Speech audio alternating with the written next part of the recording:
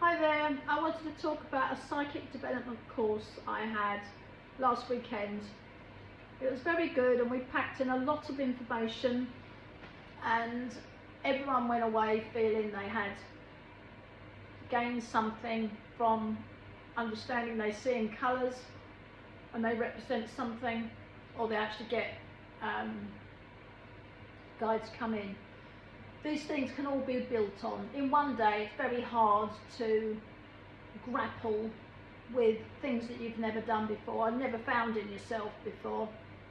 So the psychic development courses I run are one day in person, and then I run 3 Zoom workshops from that each week, building upon what has already been learnt. And then in the meantime, we chat on WhatsApp. There's a lot of connections going backwards and forwards and trying out different ideas and how does this work, and it's all very exciting. Everyone comes back and they say they love it.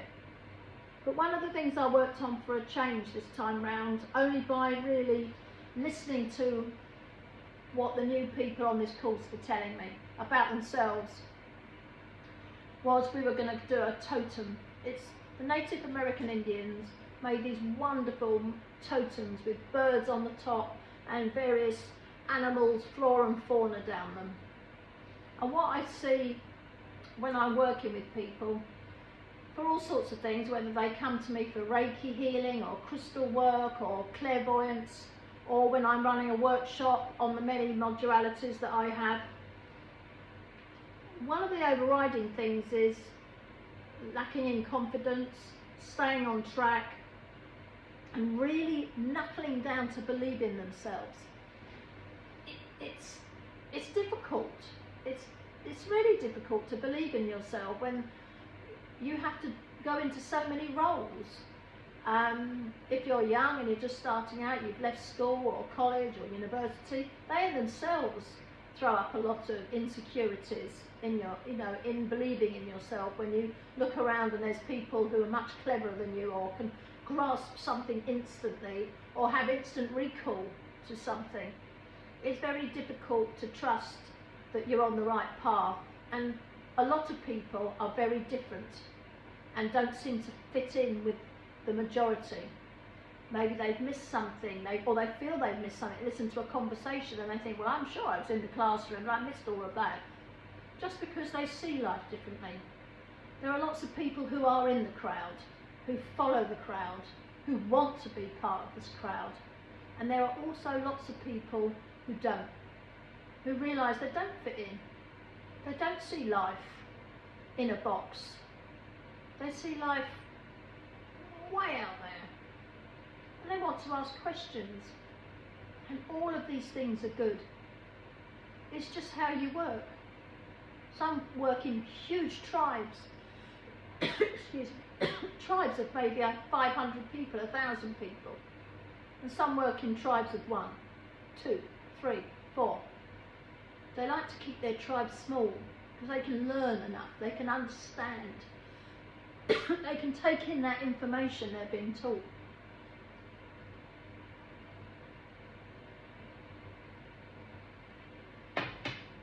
It all depends how you learn. If you learn from bouncing off ideas of a group of people, as well as listening in class and having it written on the wall and taking notes, wow, that's amazing. Equally amazing is when you sit there and you think, I don't get any of that. I need to write as much down as I can and keep looking at it. Or going online and finding new ways of picking things up. You may be visual. If you're a creative like myself, I can listen to a big demonstration and talk, and I sit there and I scribble it all down, and then I look at it and think, what on earth was that about? I need to then look at what I've done and draw it and rewrite it again and again and again and again, so I can see it my way. How am I going to view this? I do not find mainstream information interesting enough to hold me. I might open a book up, I might be out somewhere, I pick up a book as I'm trying to find something. I open it up and I read a page, a whole paragraph. And that paragraph, wherever I opened it, usually is enough for me to think, okay, I get that, I understand that, and I can value through it. I won't sometimes it's not worth buying the book. I have bought books on countless occasions and started to read it and found that no, too much overwhelm. I just needed that paragraph. Or that even sometimes just opening the front and reading about the person themselves might have enough for whatever it is I'm asking about. That's how I work. I don't have instant recall. I never have done. I have recall that goes back a long time. I can recall a huge amount of information over several years, but I don't have instant recall, which can be a very awkward matter of it. The reason I wanted to talk about the totem is, for me, this fantastic symbol or symbolism works really well when you're trying to think about staying confident and not losing your energy, either dissipating it into the ground or giving it away to someone else.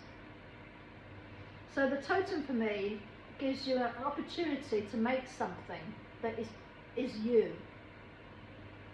completely you. There's no wrong or right, it doesn't matter what you put in it. Once you've made it, drawn it and cut it out, and you keep it in your bedroom or print it off somewhere so you can have it in your purse, in your handbag, in your back pocket, in your wallet, might have it in your jacket pocket, your briefcase, whatever it is you carry around with you. And then you can have it as your phone, as your screensaver, and you have it around you. So if you're out somewhere and you're thinking, I'm out of my depth here, what did I get myself into? You can look at your screensaver and look at your totem and think, well, actually, what would be useful here is, and then they'll remember why you put it there, because you're going to put it there. So the idea of the totem is, you start off at the top. I start off with my crown chakra, and I think to myself, the crown chakra is energy coming in. Huge energies come in through your crown, and they come down and they go all the way through your chakras, into your feet, ground itself and dissipate into the earth. Which is how life is. You have the sunshine, it brings all these rays in, it filters down through the tree tops, plants, everything it hits goes into the earth and gets used up. And it all has energy. Energy is coding. So the sun is streaming out coding. Different colours of wavelengths and lights. And they hit the earth and it filters all the time, all the way down. Hits the earth itself, is absorbed, information's taken, used, fed out back into oxygen, rainfall, wind, whatever information needs to be fed out into. And you do the same as that with your crown chakra. It's bringing in information and having the height to see that information. So working from your crown, for instance, you could have, to start your totem, I use an eagle, but you can look at a bird that to you flies really high in the sky and has fantastic vision. Excuse me, I've got a tickle.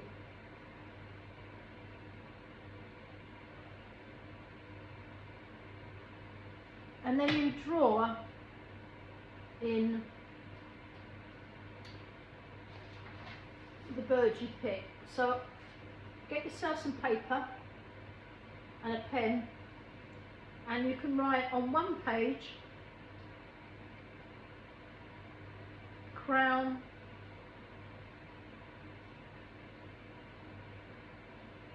chakra,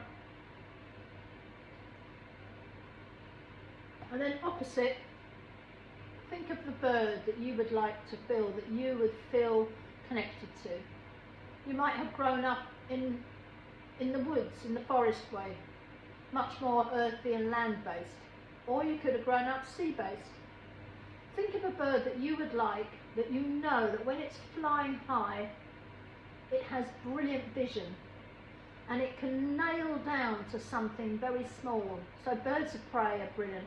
They hover on thermals, so hot air rises and they hover. So instead of flapping their wings are like this, and when they look down, they have such clarity vision, they can spot something moving. And then they home in on it until they're ready, and then they swoop down at speed and get it. But they have an amazing vision. So not only are they viewing what they're going to get, but they know around them what the predator rate is. Because once they're out of that part, they might be coming down into danger. So they need to know what's around them. They don't just see it and go for it, they study around the area. So you're looking for something that has very good vision, picking up of something, and has studied the terrain. Write that bird in, and then give it a little drawing.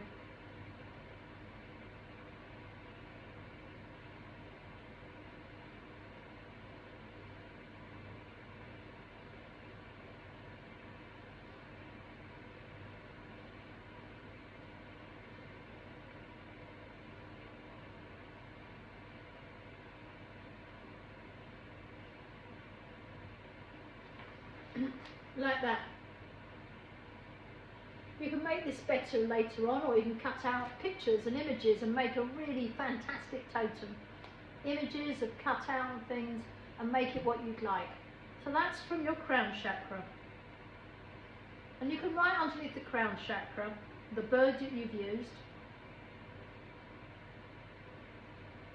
And then you can put why. Soars, for instance, very high in the sky.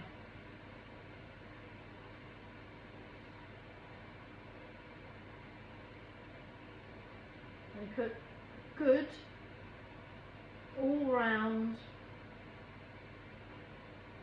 vision.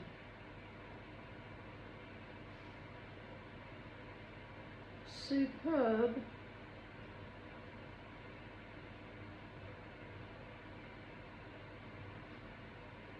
intelligence.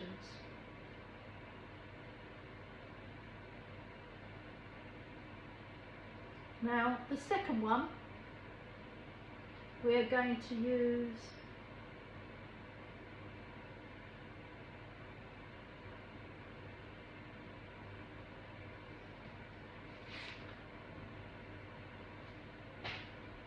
the third eye, and that sits about here.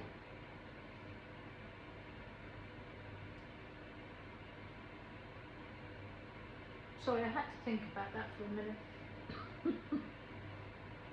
The third eye. In the third eye, it represents a different type of knowledge. It represents something within your body. It's not looking so much at what's outside of us to make ourselves feel confident. It's our speaking from inside of ourselves. So like our body is, our heart's beating, our lungs work, our liver, our kidneys, our digestive organs. We have in our throats we have an esophagus, and we have a breathing tube and a feeding tube. Two tubes go down and they just pass each other, and they obviously do lots of different things. We have a nervous system and muscles and tissues and brain and bones and what have you. And all these parts of our inner working, from the top of our head where our hair is to our toes, works without us. I've got no idea why I'm talking to you, how any of this works. I haven't said, oh, brain connect to my heart, because by the time I've said brain connect to my heart, lungs, kidneys, and by the time I've gone through the checklist, I'll be dead if I was working it, because I'm not fast, I can't be, my soul isn't fast enough. So the brain and all these parts are talking outside of me to everything. So they're connected, constantly working on other parameters. You, me, everyone, we're all connected by these parameters, and they're all working. The third eye is that part. It's talking to them, taking information in and out. It's a bit, you could liken it in some ways to a speaker. Like now I'm talking into a camera, and I could be talking into my third eye to say, how's it all going in there? And instantly I know that my kidneys hurt me. And I suffer with a back problem around my lungs. So there are two things I can think of straight away as soon as I said that I've got some needy help for. So you can talk and your body will tell you what's wrong, or there's pain somewhere, or it aches and they need some help.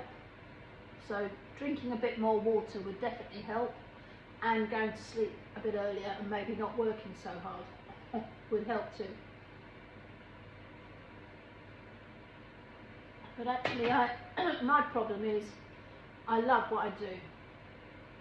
I have a lot of visitations in the spirit world for help for healing, which I do.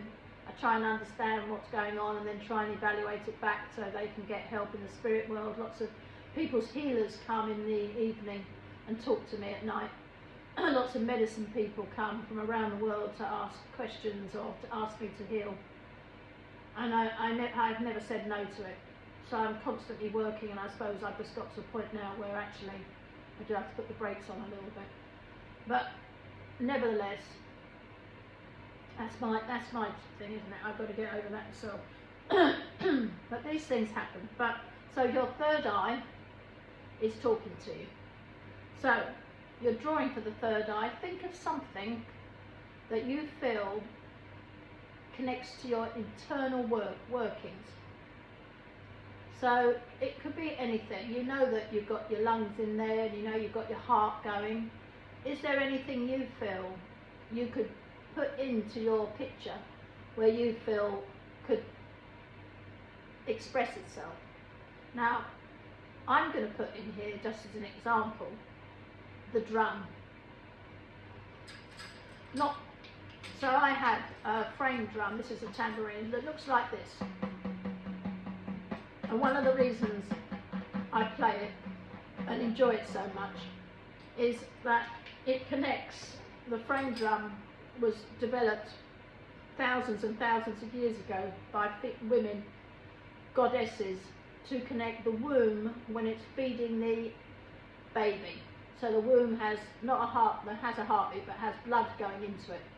And that blood fed the embryo until it made a child or two children, and that's what the drum was built for, so that when it beats, when the original civilizations beat with the drum, it was to have that heartbeat, because it calms people down, it brings people back into themselves.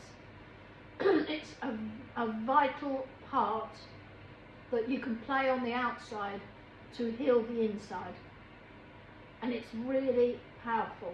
So for me, my third eye and the connection to something outside that I know comes from within has been guided by my within to find this way of talking to myself and other people to help calm them down, to raise their being to a very calm level, to keep anxiety down, to help with the blood pressure and all other things that we find stressful. I love the frame drum because that beat helps me instantly remember on the inside that when I was in the womb being developed and formed into who I am, there was huge amounts of love, huge amounts of thought went into it, huge amounts of energy went into it, and intelligence from this amazing intelligent being that resides within inside of me. So for me, the drum is my third eye, super intelligence. Draw the one that you think is for you. If you want to draw the drum, the frame drum or any drum, then draw that.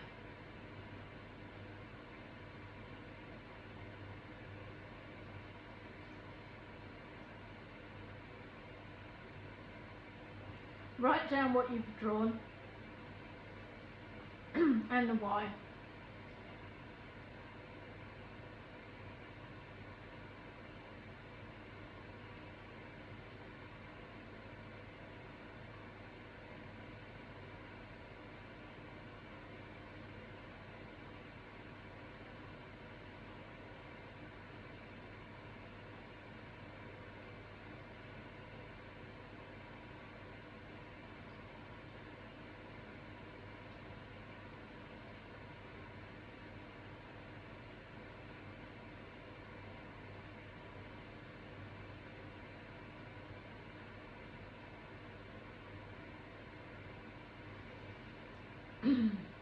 Next we have the heart, next we have the throat chakra.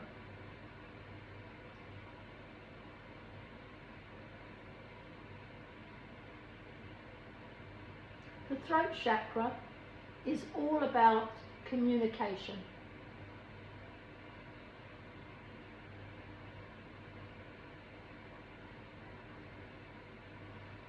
The communication, now you're going to think of ways in which you want to draw communication. If you want to draw a mobile phone or an old-fashioned telephone or satellites, people talking, could be drums again, smoke signals, it's a communication. For me, I'm going to draw the sea, a seascape. For me, when I see communication, I see it more earth-based. So when I see the sea flowing like that, that to me, well, one is a sine wave. I work in energy, so I see a sine wave, and therefore I see communication. I see electronic magnetic waves. They're coming in, they're making waves move. The wind comes in, it can flatten that wave because it's completely still. It's still there, or it can pick the wave up and the wave is like this. And so that for me is a communication. There's a talking going on. And then animals and insects and things pick up on that communication. So for me, I like a seascape.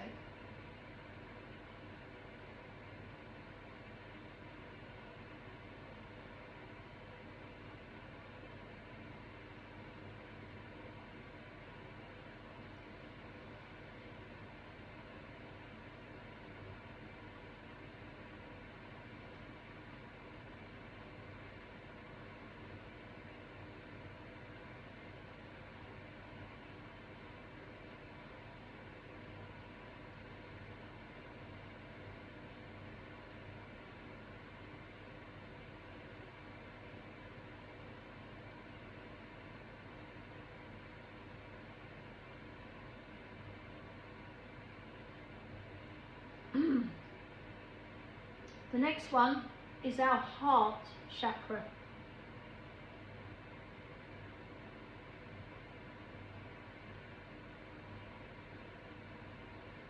So this obviously gives us life. The heart, it's giving us life. It helps regulate the body. A bit like drums do. When you're on a boat, I don't know if you've ever done rowing and you've seen a dragon boat, and you have somebody on the dragon boat and they beat and they row to that beat. So as the drum goes down, they're rowing. Everyone rows to the beat and it keeps everything in order. Everyone rows to the beat. People march to the beat. You can have all sorts of tunes playing, but there's always a background beat going on all the way through.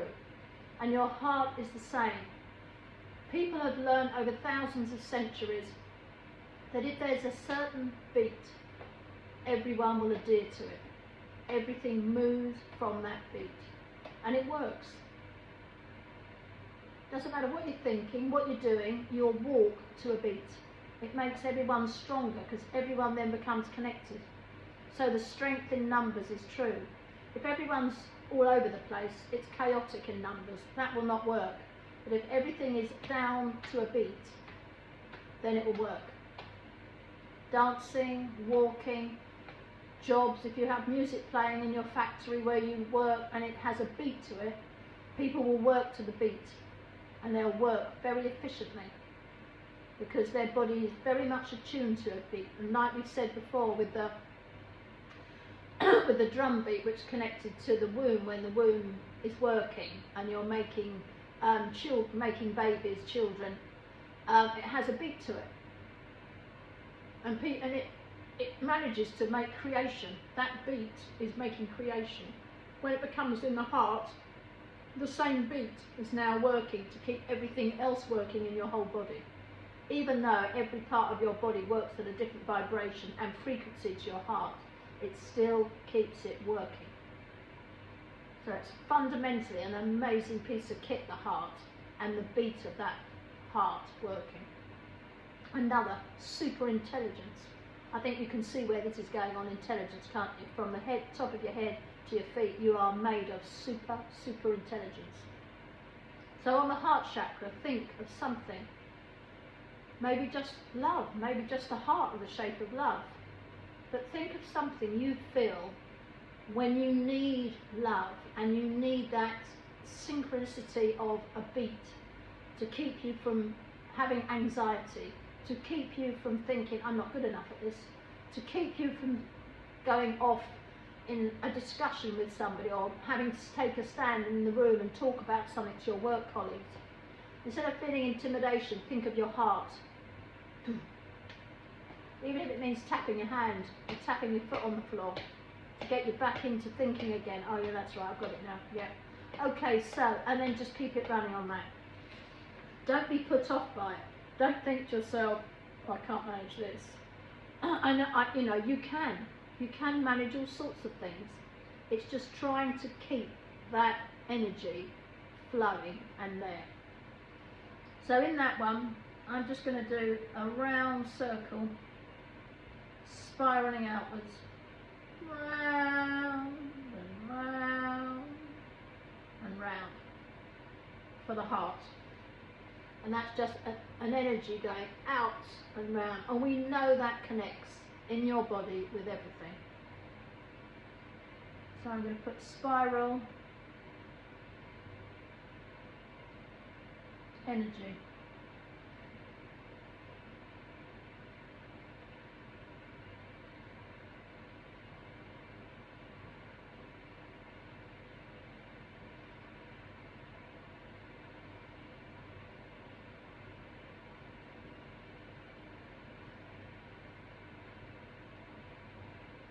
And the next one down is here, just above your belly button is your sacral. Your stomach resides in here. All food and everything goes into your stomach. Your stomach decides where it's going to go to and then pushes it all over the place to go to it. It goes through your liver, there are lots of things obviously within your stomach and around it where it has to be fed through, and some of it's sieved out, take away, don't need that, that's going to go here, but what we want is going to go there, and there's loads of work that goes on in the stomach. It's a very, very busy place, but that's your sacral chakra, S-A-C-R-E-L. So it's working extremely hard for you. Totally, totally in love with you. Oh, sorry, not your sacral. I do apologise. Your solar plexus. Your sacral's the next one down. I do apologise. Solar plexus. Cross out the sacral. Solar plexus.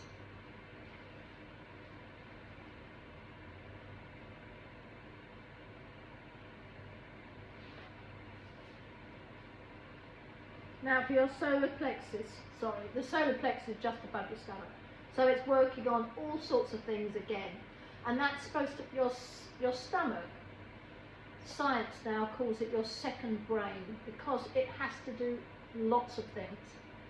Everything you eat and drink is assimilated, worked out where it's going to go to, and then if it can't be processed completely in the stomach, it's processed elsewhere before it goes on again, because you don't want too many toxins going in your body. Otherwise everything gets off kilter and you lose energy, and energy is important, and that's what your kidneys do. They're your power packs. They hold all your energy, and like mine, which is a little bit depleted, it's not a good thing. So in your solar plexus you've got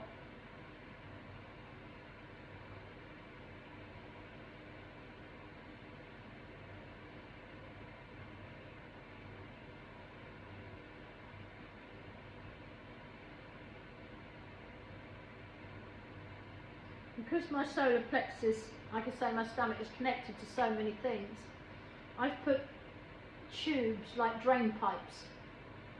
And the idea of the drain pipes is things come in and they get sorted out. They're boxes. So I'm going to put drain pipe boxes. I'm actually going to write that in there.